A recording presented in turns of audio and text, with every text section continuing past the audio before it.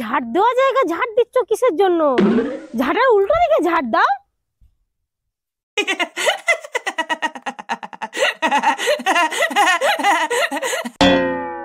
আরে বাবা, ঝাড়ার উল্টো দিকে নয়, তোমার পেছন দিকে ঝাড় দাও। समझ रहे हो ना?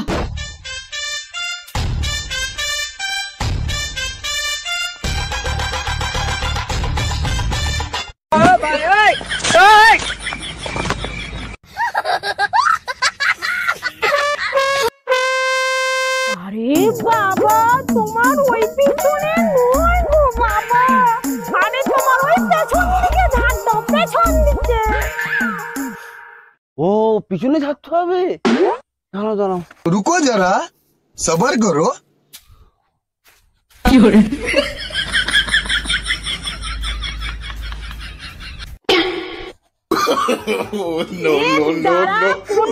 কাজ হবে না।